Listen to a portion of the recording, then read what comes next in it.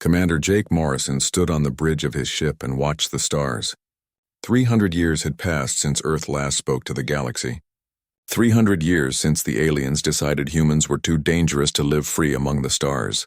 They put up a wall around Earth's solar system and forgot about the small blue planet. But humans never forgot about them. Jake's ship was called New Horizon, and it moved through space without making a sound. The aliens could not see it or hear it. Human science had grown strong during the long years of being alone. They learned to hide their ships and watch the galaxy from the shadows. Jake had been watching for 5 years now. He knew the aliens better than they knew themselves. Dr. Lisa Campbell walked up to Jake with a data pad in her hands. She was the ship's expert on alien life, and had been studying the galaxy's people for most of her adult life. Her face was serious as she handed him the information. "The Federation is getting worse," she said. 3 more planets have been taken over this month. The Valdani nobles are taking everything they want. The Korath soldiers follow their orders without question. The Zephyrian traders sell anything to anyone if the price is right. Jake read the report. 47 different alien species lived under Federation rule. Only 3 of those species had any real power. The others were treated like slaves or pets. Some planets had their resources stolen until nothing was left. Some species were forced to work in dangerous mines. Some were simply killed when they tried to fight back. "How many resistance groups are active now?" Jake asked. 17 that we know of," Lisa replied. "They're small and scared. The Federation hunts them down when they find them. But they keep trying." On Earth, Director Ryan Hayes sat in his office deep underground. The Terran Defense Coalition had built their headquarters inside a mountain to hide from any watching eyes. Ryan had gray hair now, but his mind was still sharp. He had spent 30 years planning for this day. Ryan looked at the screen showing human bases across the galaxy. For 100 years, brave volunteers had taken one-way trips to distant stars. They built hidden stations and watched the aliens. They learned their languages and their customs. They made maps of every trade route and military base. Most importantly, they waited. The humans had built weapons that could pass through alien shields like they were not there. They had ships that could appear and disappear at will. They had computers that could think faster than any alien mind. All of this technology was hidden and waiting. General Peter Walsh entered Ryan's office. Peter believed humans should stay hidden forever. He thought fighting the aliens would only get Earth destroyed. Peter and Ryan had argued about this many times. "The Council is asking questions again," Peter said. "They want to know why we're building so many ships if we're never going to use them." "Because the time to use them is coming," Ryan replied. "The galaxy is ready for change. The aliens have made too many enemies. When we strike, we won't be alone. And if we lose?" Peter asked. "What happens to Earth then?" "If we do nothing, Earth dies slowly," Ryan said. "The Federation will not ignore us forever. They will come for our resources eventually. Better to fight now when we choose the time and place." Back on New Horizon, Jake received an emergency signal. A Federation colony was under attack by space pirates. The colony was home to a peaceful species called the Arvani. They looked like large, intelligent otters and had never hurt anyone. The pirates were taking their children to sell as slaves. Lisa looked at the signal and then at Jake. "It's not our mission," she said quietly. "We're supposed to watch and report, not fight." Jake stared at the screen showing the attack. He could see Arvani families running from burning buildings. He could see children being dragged away in chains. The Federation fleet was hours away. The Arvani would all be dead or captured by then. "Sometimes watching is not enough," Jake said. He turned to his crew. "Battle stations. We're going in." The New Horizon dropped out of stealth mode and appeared above the Arvani colony. The pirate ships were old and slow compared to human technology. Jake's weapons cut through their shields like paper. His torpedoes destroyed their engines before they could run away. In 10 minutes, the attack was over. The Arvani elder came aboard Jake's ship to thank him. His name was Keeper Finn, and he was very old and wise. Finn had seen many things in his long life, but had never seen ships like the human ones. "What people are you?" Finn asked. "Your technology is beyond anything I know." "We are humans," Jake replied. "We come from a place called Earth." Finn's eyes grew wide. "Earth? But Earth is a legend. A story told by old species about a world that vanished long ago." "Earth never vanished," Jake said. "We were hidden away, but we never stopped watching. We never stopped caring about what happened to innocent people like your own." Finn was quiet for a long moment. Then he spoke in a whisper. There are others who remember the old stories, others who believe the Federation has become evil. If Earth has truly returned, then perhaps there is hope. Jake sent a message to Director Hayes on Earth. The message was simple but would change everything. First contact made. The resistance is real. Request permission to make contact with other groups. On Earth, Ryan Hayes read the message and smiled for the first time in years. He looked out his window at the stars that had been forbidden to humans for so long. Soon those stars would be free again. The galaxy had forgotten about Earth and thought humans were gone forever. But humans had been preparing for this moment for 3 centuries. They had built an army in the shadows and made allies among the oppressed. Now it was time for the galaxy to remember that humans never give up and never forget their friends. The war for freedom was about to begin. The rescue of the Arvani colony sent waves across the galaxy that no one expected. Captain Amy Rodriguez sat in her hidden base near the Vega system and read Jake Morrison's report for the 3rd time. Amy had been living in the shadows for 15 years, watching and waiting. Her base was built inside a dead asteroid and looked like empty space to any scanning equipment. Amy's team was small but skilled. They had spent years learning about every alien species in their sector. They knew which ones hated the Federation and which ones were too scared to fight back. Most importantly, they knew how to stay hidden while gathering information. Amy sent a coded message to other human bases across the galaxy. The message was simple but important. The time has come. Begin Phase 2 operations. Lieutenant Ben Parker received Amy's message while sitting in a Korath military briefing. Ben had spent 15 years pretending to be a Korath soldier. The Korath were big and strong and loved to fight. They believed that might made right and followed orders without question. Ben had learned their language and their customs so well that even other Korath believed he was one of them. Ben's real job was to learn everything about Korath military plans. He knew where their fleets were stationed and how they communicated with each other. He also knew that many younger Korath soldiers were getting tired of fighting wars for the Valdani nobles who never got their hands dirty, Agent. Katie Sullivan was running her trading ship through the Outer Rim territories when she got Amy's message. Katie had built a successful business selling goods to remote colonies. Her ship called Wandering Star was known in a dozen systems as a reliable trader who never asked too many questions about what people needed. What the aliens did not know was that Katie's trading routes were perfect for moving human agents and equipment around the galaxy. Her cargo holds had secret compartments that could hide people or weapons. Her crew looked like simple traders but were actually highly trained soldiers. Katie had been making contact with resistance groups on every world she visited. She brought them supplies and information. More importantly, she brought them hope that they were not alone in their fight against the Federation. On Earth, Director Ryan Hayes faced a crisis. General Peter Walsh had gathered support from other military leaders who believed humanity should stay hidden. Peter called a meeting of the Defense Council and demanded that all human operations in the galaxy be stopped immediately. We are risking everything, Peter said to the Council. One mistake and the Federation will find Earth. They will destroy our world and kill every human alive.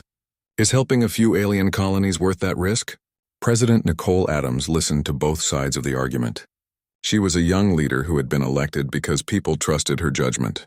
Nicole had studied the Federation for years and knew that Peter was wrong about one important thing. The Federation will find us eventually anyway, Nicole said. Their territory is expanding every year. Soon they will want to explore our area of space. When that happens, we will not be ready if we stay hidden and weak. Nicole gave Ryan permission to continue his operations, but with new rules. Human forces could help resistance groups but could not reveal themselves unless absolutely necessary. They could share technology, but only weapons that could not be traced back to Earth.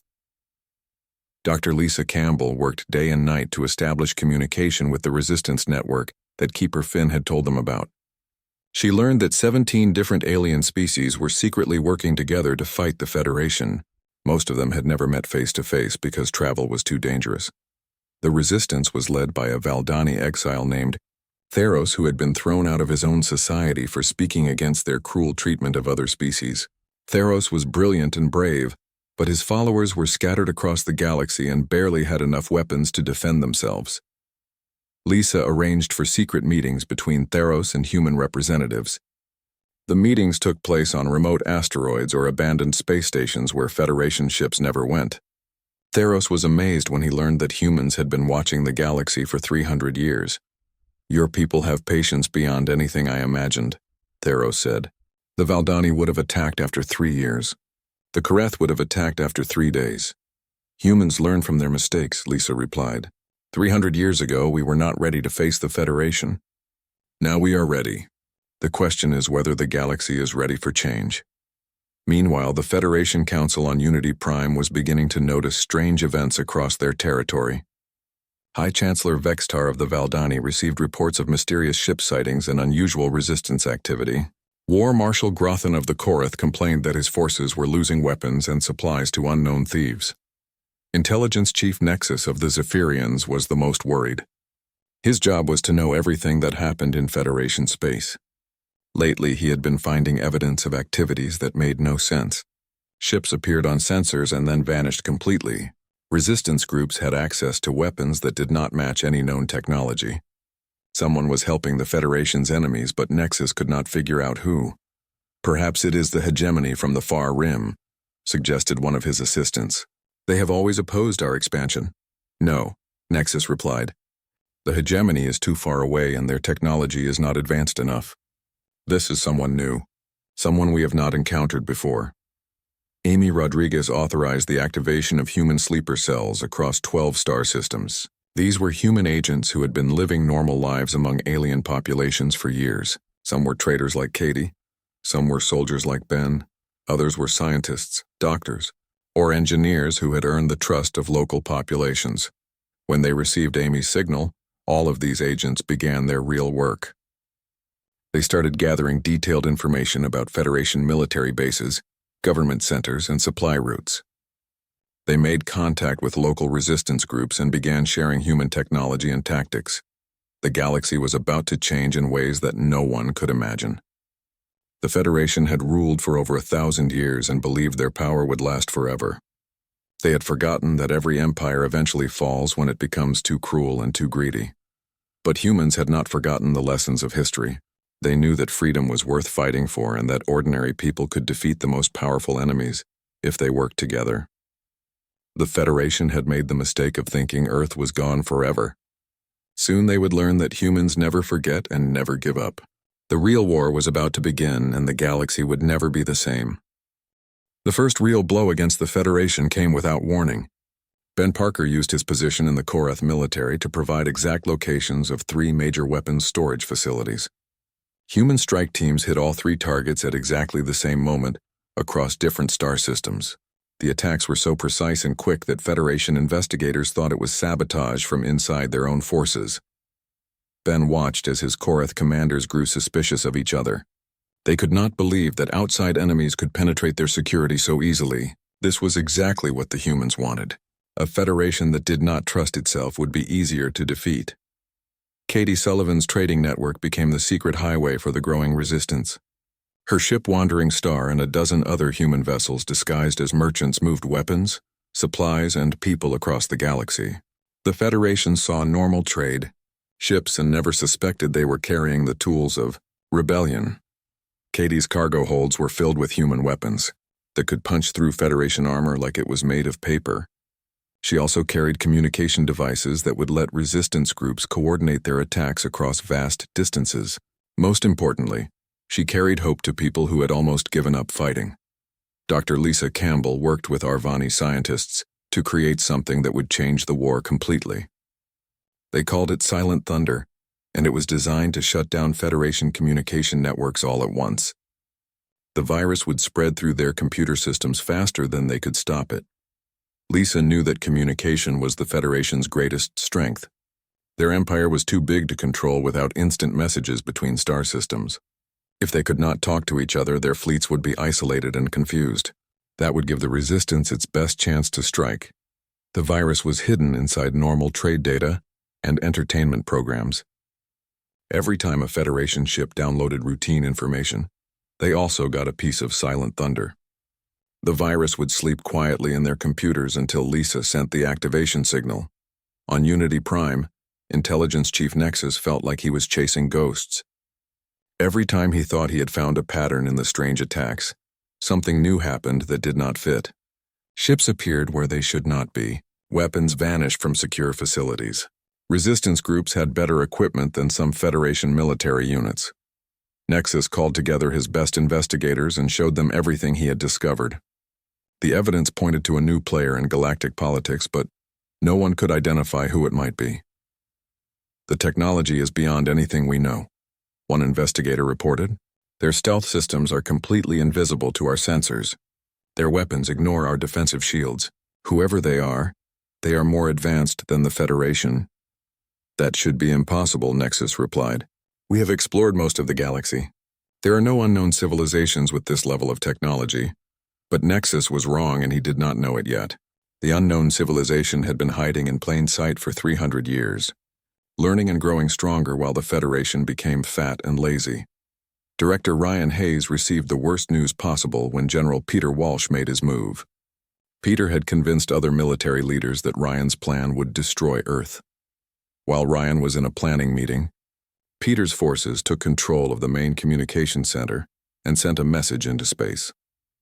The message contained Earth's exact location and a request for peaceful contact with the Federation.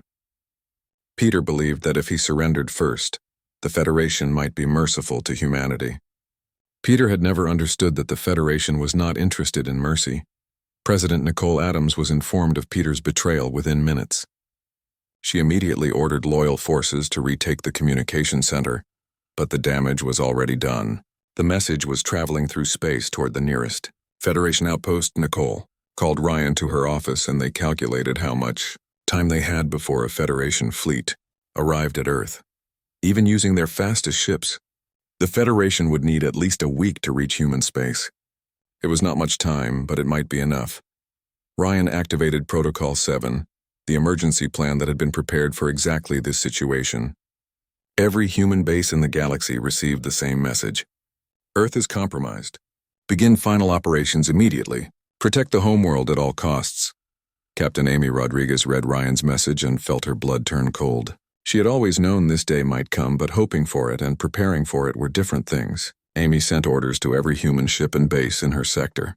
They had 1 week to either win the war or watch Earth burn. Jake Morrison was leading a small team toward Unity Prime when he received the emergency signal.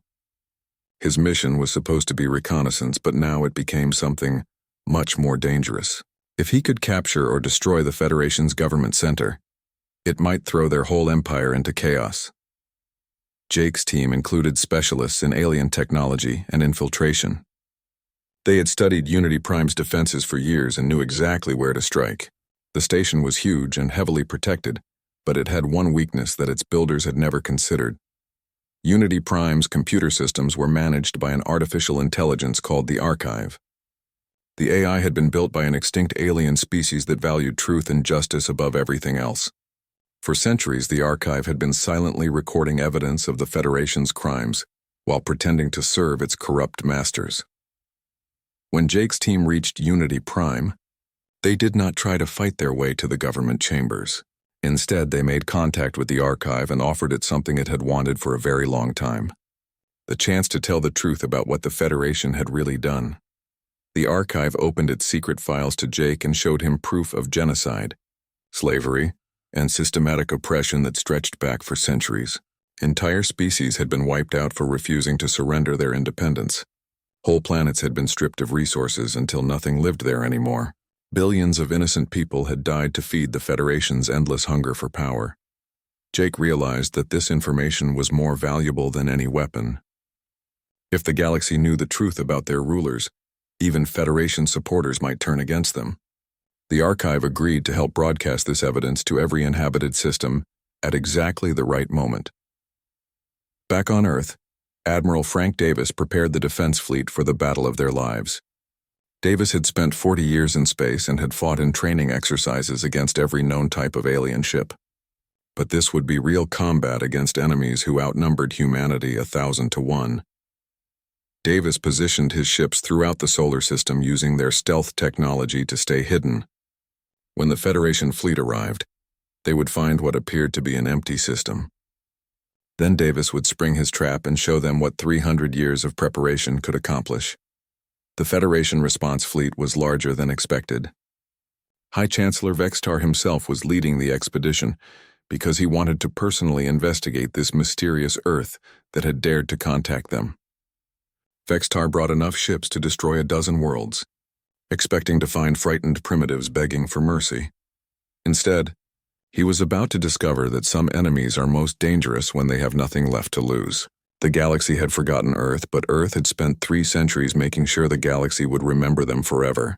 The final battle was about to begin, and only one side knew what was really at stake. Jake Morrison's infiltration of Unity Prime succeeded beyond anything he had hoped for. The Archive AI did not just give him evidence of Federation crimes, it gave him complete access to their communication networks, their military codes, and their government databases. In one moment, humanity went from being blind to seeing everything the Federation was planning.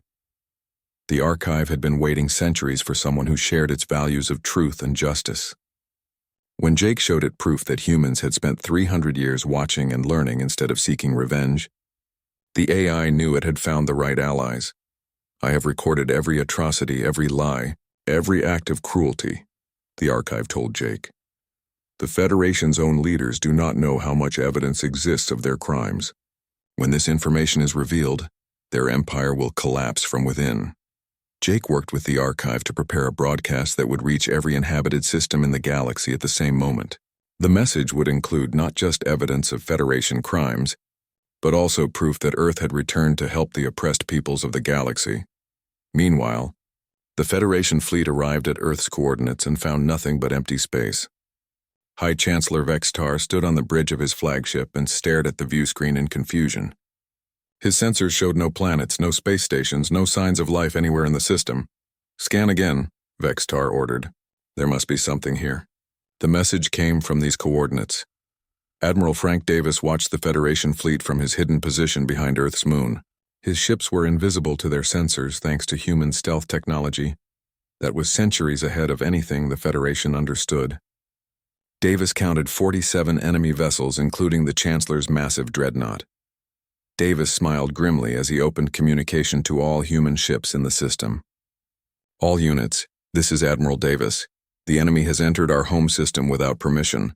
Show them what happens when you threaten Earth. Attack." 43 human warships appeared out of nowhere around the Federation fleet. The enemy had no time to react before human weapons tore through their shields like they were made of air. Federation ships that had seemed invincible moments before exploded in brilliant flashes of light. The Battle of Sol lasted only 20 minutes, but changed the balance of power in the galaxy forever. Human quantum torpedoes passed through Federation armor without slowing down. Human energy weapons cut enemy ships in half with single shots. Human fighters moved so fast that Federation targeting systems could not track them. Vextar's flagship was the last ship left intact when Davis opened a communication channel to the Federation Chancellor. Vextar's proud face showed fear for the first time in his long life as he stared at the human admiral, who had just destroyed his entire fleet. "What are you?" Vextar whispered. "Your technology is impossible. You should not exist." "We are humans from Earth," Davis replied. "We are the people your Federation tried to erase from the galaxy 300 years ago. We never forgot and we never forgave." At exactly the same moment, Katie Sullivan activated Silent Thunder from her position in the Outer Rim. The virus spread through Federation communication networks faster than their technicians could respond. Within minutes, every Federation military base, government center, and space station lost contact with each other. War Marshal Grothin was in the middle of planning an attack on a resistance stronghold when his communication systems went dead. His fleet was suddenly isolated in deep space with no way to coordinate with other Federation forces. Similar scenes played out across the galaxy as thousands of Federation commanders found themselves cut off and alone. Katie's trading network became a military supply line as resistance groups across 17 star systems rose up simultaneously. The weapons and equipment she had been secretly delivering for months suddenly appeared in the hands of rebels who had been waiting for this moment. Ben Parker revealed his true identity to a group of young Korath soldiers who had been questioning Federation orders. Instead of the shock he expected, Ben found eager allies who had been waiting for someone to lead them against their corrupt commanders. "We have seen what the Federation does to conquered worlds," one young Korath told Ben. We joined the military to be warriors, not executioners of innocent civilians. If Earth fights for justice, then we fight for Earth. Jake Morrison's broadcast reached every inhabited system at the moment when Federation defenses were weakest. Billions of people across the galaxy watched as the archive revealed centuries of hidden crimes. They saw evidence of species driven to extinction, planets stripped bare of resources, and countless atrocities committed in the name of order and peace. The broadcast also showed them something else that was equally shocking. Earth was real and humans had returned to liberate the galaxy from tyranny. The mysterious rescuers who had been helping resistance groups were revealed as an ancient species that had never stopped fighting for freedom. Theros led the resistance, assault on Valdani Prime, while human advisors provided tactical support and advanced weapons. The planet that had been the center of Federation power for centuries fell within hours as its own oppressed population joined the rebellion. Intelligence Chief Nexus tried desperately to regain control of the situation from his command center on Unity Prime, but every order he sent disappeared into the communication blackout created by Silent Thunder. His vast intelligence network was reduced to scattered fragments that could not work together. Nexus finally understood what he had been hunting for months. The mysterious new player was not some unknown alien species from the Rim territories. It was humanity, the supposedly extinct race that had been erased from Federation records 3 centuries ago. They have been watching us all this time, Nexus realized with growing horror, learning our weaknesses, mapping our territories, building their strength while we forgot they existed. We are not fighting an invasion. We are fighting ghosts who know everything about us while we know nothing about them. President Nicole Adams addressed the galaxy from Earth, speaking to trillions of beings who had just learned that their government was built on lies and brutality. Her words were broadcast on every frequency and translated into hundreds of languages. The Federation told you that humans were dangerous primitives who had to be contained, Nicole said. They lied to you about us just as they lied about everything else. We spent 300 years in exile, watching your suffering and preparing to help you. Today we return not as conquerors but as liberators. The response was immediate and overwhelming. On 1,000 worlds, Federation garrisons found themselves surrounded by cheering crowds demanding their surrender. Colonial governors who had ruled through fear discovered that their own security forces had joined the rebellion. But the war was far from over. Die-hard Federation loyalists regrouped around War Marshal Grothan and the surviving Valdani nobles. They had lost their communication advantage and their best fleets, but they still controlled hundreds of star systems and billions of loyal troops. High Chancellor Vextar escaped from the ruins of his fleet and began gathering every ship he could find for a final counterattack. He knew that if the Federation fell completely, species like the Valdani would face justice for centuries of oppression. For him, this was not just a war for power but a fight for survival. The galaxy had been shaken to its core and would never be the same again. The age of Federation dominance was ending, but the final battle still lay ahead. Humanity had struck the first blow and revealed the truth, but now they had to prove they could build something better than what they had destroyed. 3 months after the uprising began, the galaxy looked completely different than it had before. Admiral Frank Davis led a combined fleet of human ships and former Federation vessels that had joined the rebellion. They hunted down the remaining loyalist forces while Captain Amy Rodriguez coordinated massive humanitarian missions to help species that had been freed from Federation control. The biggest challenge was not military but practical. Millions of beings had been enslaved or oppressed for so long that they did not know how to govern themselves. Some planets fell into chaos when their Federation governors fled.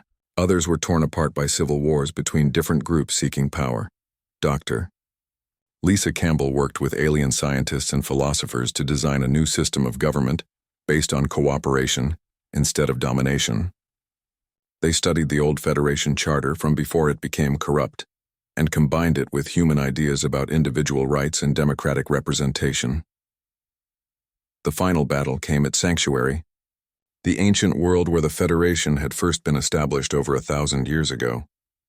High Chancellor Vextar had chosen this planet for his last stand because it held symbolic power for trillions of beings across the galaxy. Vextar had gathered every loyal ship he could find and turned Sanctuary into a fortress. His fleet included the survivors from dozens of defeated battles and fanatics who would rather die than surrender to humans and rebels. The Chancellor knew he could not win the war, but he hoped to make the cost of victory so high that the rebels would agree to negotiate. Jake Morrison, now promoted to Admiral, led the assault on Sanctuary with a fleet that included ships from 30 different species. The diversity of his forces showed how much the galaxy had changed. Former enemies now fought side by side against their common oppressor. The battle was the largest space combat in galactic history. Vextar's forces fought with desperate courage while Morrison's fleet used superior tactics and technology to gradually wear them down. The fighting lasted for 2 days and cost thousands of lives on both sides.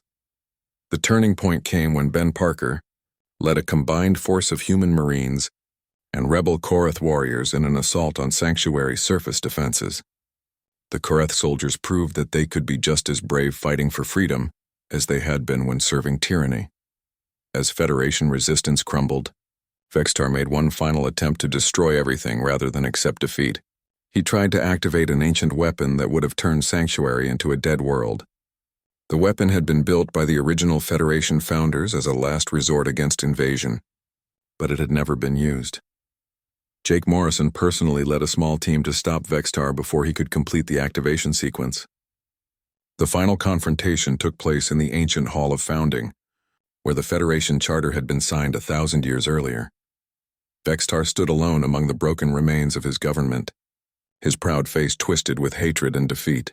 "You think you have won," he told Jake, "but you have only replaced one empire with another. Humans will become just as corrupt as we were once you taste real power." "Maybe," Jake replied, "but we will try to do better, and when we fail, someone else will rise up to replace us. That is how freedom works." Jake arrested Vextar instead of killing him, showing the galaxy that the new order would be based on justice rather than revenge. The former Chancellor would face trial for his crimes, but he would receive the fair treatment that his own government had never given to anyone. Katie Sullivan became humanity's first ambassador to the new galactic alliance that rose from the Federation's ashes. Her experience as a traitor and spy made her perfect for building relationships between species that had been enemies for centuries. Katie's first major challenge was preventing a war between the Korath and the Valdani survivors. Both species blamed each other for the Federation's crimes and wanted revenge. Katie spent weeks negotiating a peace agreement that satisfied neither side completely but prevented bloodshed. Ben Parker helped establish joint military academies where humans and aliens could train together to defend the new alliance. The goal was to prevent any single species from dominating the others while creating a force strong enough to protect freedom throughout the galaxy. The Archive AI became the keeper of galactic history and the guardian of the new democratic constitution. Its vast memory and commitment to truth made it the perfect institution to ensure that the crimes of the past would never be forgotten or repeated. Director Ryan Hayes, now in his 70s, addressed the first meeting of the Galactic Alliance Council from Earth. Representatives from 47 different species gathered to hear the man who had planned humanity's return for 30 years, 300 years ago. "The galaxy forgot about Earth because we seemed small and unimportant," Ryan said. "We learned that being forgotten can be an advantage if you use the time wisely. While the Federation grew lazy and corrupt, we grew strong and patient." Ryan explained humanity's philosophy of preparation and long-term thinking. "We do not seek to rule the galaxy," he continued. "We seek to protect it from anyone who would try to rule it. Power corrupts every species eventually. The only defense against tyranny is to make sure that no one can gather too much power in one place." The new Galactic Alliance Constitution divided authority between hundreds of species and thousands of worlds. No single government could control more than a small portion of the galaxy. Trade and diplomacy would connect the systems while military alliances would protect them from threats. Jake Morrison stood on the observation deck of the new Terran embassy on New Sanctuary and watched as the planet was rebuilt. The massive fortress that Vextar had created was being turned into a university, where young beings from across the galaxy could study together. Children from dozens of species played in the embassy gardens while their parents discussed trade agreements and scientific exchanges. The sight filled Jake with hope for the future. These children would grow up knowing that the galaxy was a place where different peoples could live together in peace. The transformation was not complete, and might never be. Some former Federation loyalists still fought guerrilla wars on distant worlds, Some newly freed species struggled with the responsibilities of self-government. Some alliance members argued constantly about trade policies and territorial boundaries, but the fundamental change had been made. The galaxy was no longer ruled by fear and oppression. Beings could speak freely, travel safely, and choose their own destinies. The dream that had motivated human resistance for 3 centuries had finally become reality. Jake thought about all the brave people who had made this moment possible. The volunteers who had taken one-way missions to distant stars, the spies who had lived among aliens for decades, the soldiers who had fought against impossible odds. Most of them would never see the peaceful galaxy they had died to create. The galaxy had forgotten Earth and dismissed humanity as extinct primitives. But humans had remembered their duty to fight for justice and freedom. When the time came, they had struck without warning to liberate trillions of oppressed beings. Now the real work began, building a civilization worthy of the sacrifices that had made it possible. The stars belonged to everyone now, and humanity would make sure they stayed that way.